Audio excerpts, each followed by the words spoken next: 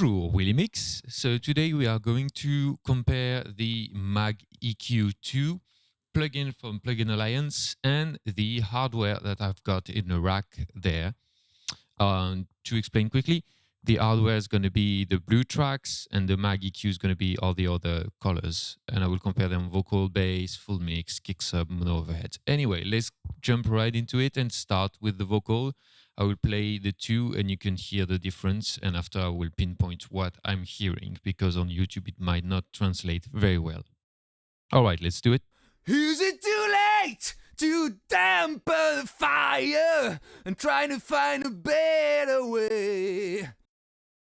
With no hand to your brightest smile, may it shine and shine and shine away.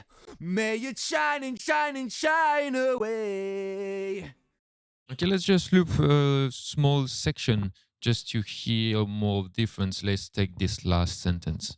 Better way, better way, better way, better way, better way. Too damn, too damn, too damn, too damn, too damn, too damn, too damn. Okay, so the difference is quite subtle to start with. But what I'm hearing personally is a difference in terms of transient, and especially noticeable here on this example that we'll play again, so it's going to be painful. Too damn, too damn, too damn, too damn, too damn. Try to focus. Yeah, try to focus on the transient of the two. And the way the T is moving is hard to describe, but the way the T reach its peak, try to focus on that and let's see if you can hear the difference. Too damn, too damn, too damn, too damn, too damn, too. You can hear like, probably you can't actually, but from what I'm hearing, I can hear that the T is different in the hardware and it's punch out more in a way. It sounds more forward to me and it respects more the source probably, because if we listen to the source, which sounds like this. Too damn, too damn, too damn. It's a bit more like it preserves the transient more for the few transients we have here in this vocal. And it's also noticeable the difference in the high end. You can hear it in that very last word here. Way.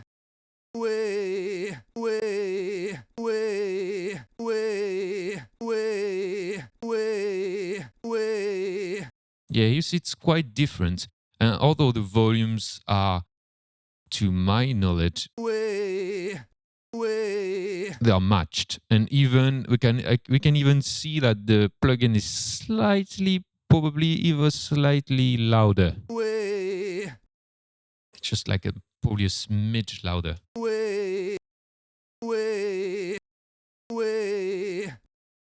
And still, I can hear the difference here, but it's quite subtle, I have to admit, and it kind of makes sense because this Maag EQ is supposed to be very clean. So technically speaking, a digital EQ will be cleaner than any analog EQ, outboard EQ, because you have no conversion implied, you have nothing, you have no component, you have only digital values, and you're starting with a source right away in a digital domain. So it should technically be cleaner. And so technically speaking, again, the Maag EQ plugin should be closer to what Maag wanted to do in the analog domain.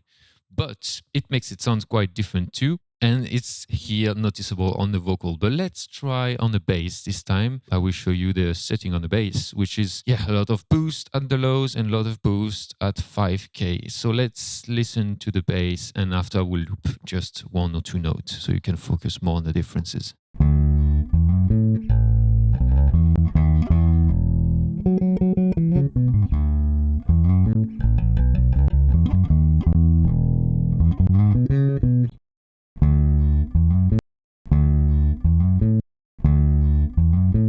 Yeah, to me, the difference is more noticeable on the bass. If I can loop just one note. Let's take this note because it's got a little bit of transient, and let's focus on it so you can hear the difference.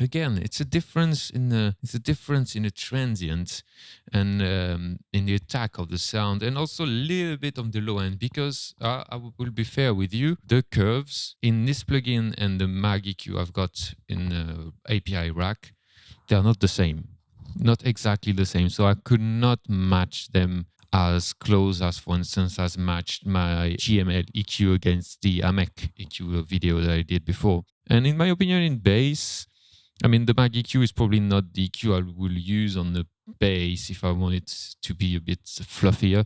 But here I think it works quite well. And to illustrate more the difference on the low-end content, we're going to try on the subkick microphone, so NS10 cone reversed. Let's hear that. It's going to be probably a bit more obvious here.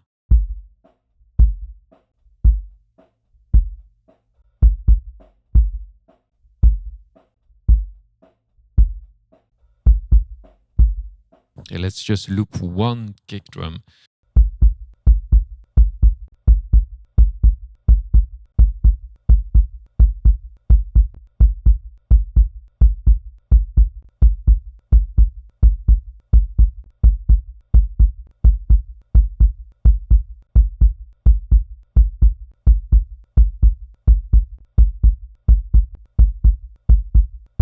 Yeah, the difference is subtle again, but I can still hear it when I'm closing my eyes. I can identify both.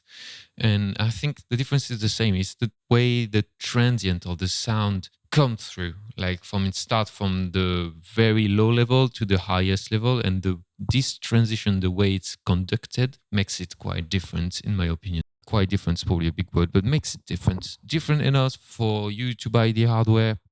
That's up to you. I would say the plugins satisfy my needs when it comes to Maag EQ. I have to confess. The hardware here gives me that separation and that naturalness in the transient, if I can say, which is something that is hard to keep when you're mixing, and it's hard to not destroy from the source. And that's also a few of the reasons why sometimes outboard feels better. Actually, does not sound better, but it often feels better to some people, not to everybody, of course, because of that way of handling the sound from the slowest, quietest sound to the loudest. And yet, I haven't used a very expensive converters. I used the Apollo 8 conversion, which, in my opinion, is not as good as it should be regarding the price of the interface, but at least it can give you an idea of how to use the Maag in the context of a more home studio setup, kind of. But let's listen on overheads, mono overheads, and let's see.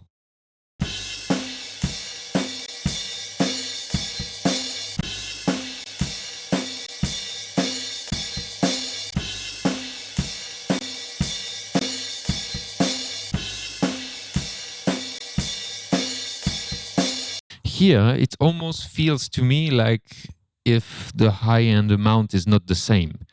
Like, it seems to me that the plugin has more high-end and makes the crash ride symbol quite harsh in comparison. But it's maybe just because the high-end is a little bit more boosted. So let's try to match that and see.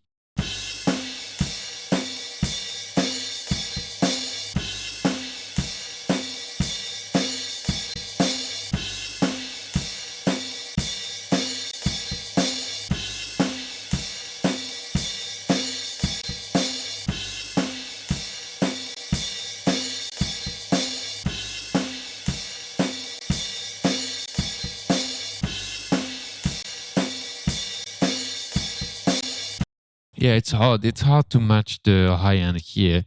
And on the plugin, it always seems to sound a bit blurry in a way. Makes the crash a little bit more like white noise instead of high-end enhancement. I mean, that's how it felt to me, at least.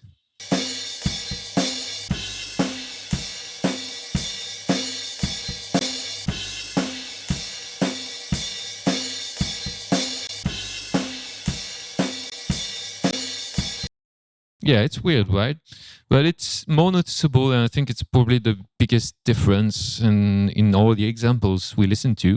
But just for you, I managed to print a mix through the Maag EQ just a little bit. So since I only have one Maag EQ, I have to print it 2 times, left and right channels. But it's not a big problem anyway. And to add a little spice to that comparison, I added the Plugin Alliance Amek 200 EQ to the equation, trying to match the curve as much as I could with Wave Q clone. And I thought it would be interesting to add this EQ in the mix and see how it compares also to the Maag EQ hardware. It can be interesting because they are almost the same price. So let's see, let's compare quickly. I will first compare with the Maag and hardware and the software first.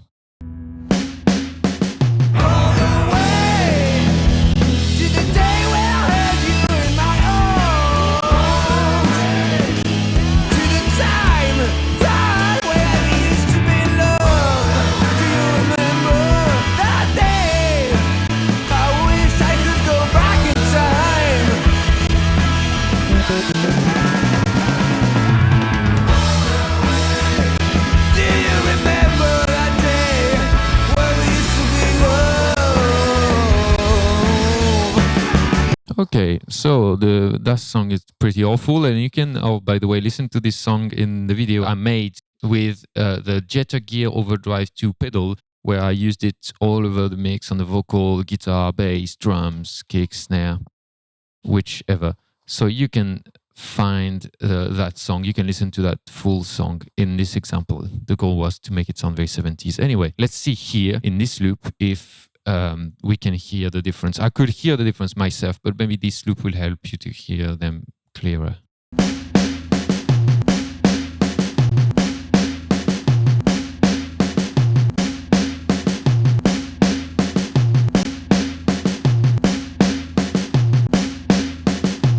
You see, in my opinion, it comes again to the same conclusion, the transients, and it's probably linked to the phase and the magnitude response of the software, because it's quite an old plugin, to be honest, so it could probably benefit from a code lift, if I can say. Of course, it's easy for me to say it because I'm not the plugin developer, so I can just say that easily. It's probably tougher to do, but let's listen maybe another part of the song, like here. Yeah, we can focus on the stereo image of the song also here. So let's listen to that, and also to the high end with a ride and crash cymbal.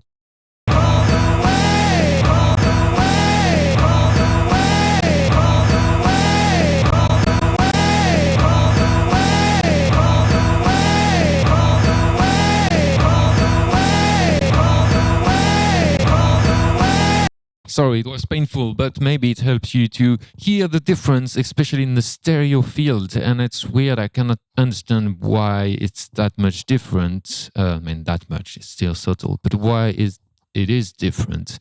And even though I use the Maag EQ in multi-mono mode, but for the end of that video, let's just add the Amek EQ. That's supposed to emulate a GML EQ or Soundtech EQ. It's a bit of a mix in between, apparently. And it's still in the same category of the Maag EQ, which means mastering clean linear EQ, not linear phase, linear EQ. So it's not supposed to color the sound too much yet. I have to admit I quite like the low end of my GML EQ, and I also like the low end of the Amek EQ here. So let's just do a little loop and compare the Amek and the Plugin Alliance Maag EQ first.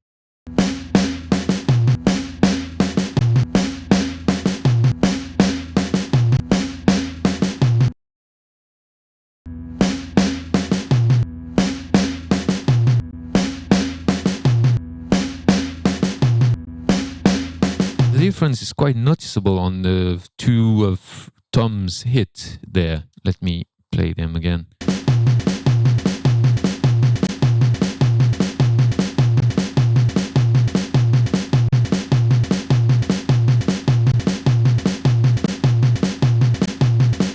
yeah, I always found that the Amek or the GML had something more to the low end. And here I can assure you that I matched the curve. And it's still, there is something more in the Amek that I prefer on it, on the low end at least. So let's maybe just compare a little bit of the song here and there and see. Let's try take a loop this one.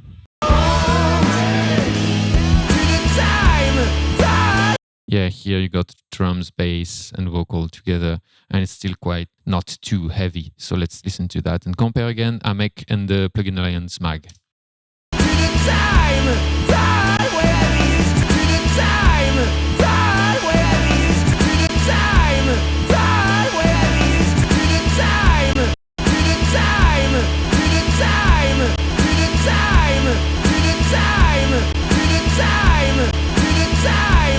Yeah, I really like how the Amek pushed make the bass sounds a bit more realistic, if it's a way to say it. I really like that.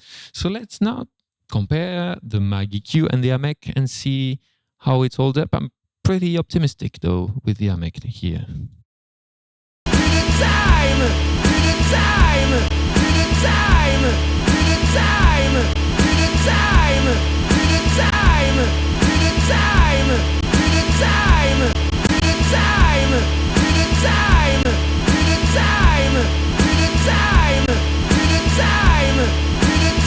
I could still, while closing my eyes, point at which one I preferred, and it was the Maag EQ here, the hardboard. Why? Because it's, again, in the low end, it's a little bit bigger in my opinion. Let's really, sorry for that, the loop's gonna be annoying, but let's really focus on the bass here.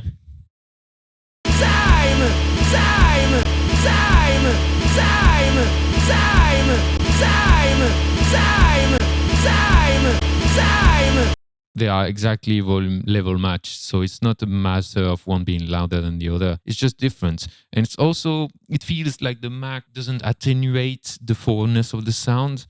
Let's listen back to that same loop.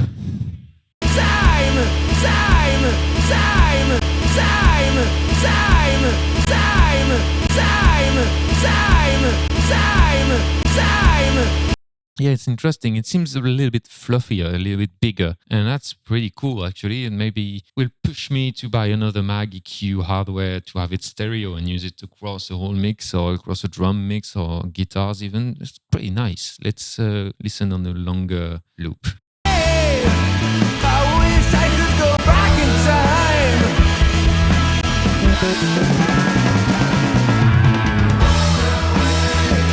Do you remember that day when we used to be alone?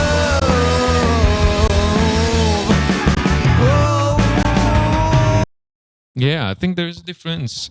Subtle there, but a difference for audio nerds that have enough money to buy the hardware. So that's was my video. My conclusion is I like the outboard a tiny bit better, but to be honest, the plugin, the Maag EQ plugin, is very good. And I think if they manage to, I don't know, maybe update the codes to make it the same level of precision in the low end than the Amek EQ, it could be killer because it could make it so much closer to the outboard to the point it would be very hard to distinguish. It's already quite hard to distinguish, but even more, and probably quite identical, which would be amazing to have that in the box in an identical way. Anyway, I'm still using the Maag EQ software a lot. The EQ2 and the EQ4, I think they have the same curve, the same sound, and I think also, don't kill me because I don't really give a shit about that, but it's exactly the same as the UAD software. So UAD should not sound better. I think UAD probably upsample their plugin inside, which probably makes them not null. But I can be wrong and I don't care because I don't really like UAD anyway. That was my video. If you have any question, don't hesitate to ask. And in the meantime, yeah, check out my other video if you want. The one with the 70s rock song. You can see my studio also and the gear and everything, like proper nerd stuff. And if you like 70s rock, yes, pretty interesting maybe to you. I hope you can take a few things out of that video and apply it to your own music. Anyway, if you have any question again, please ask. And in the meantime, au revoir.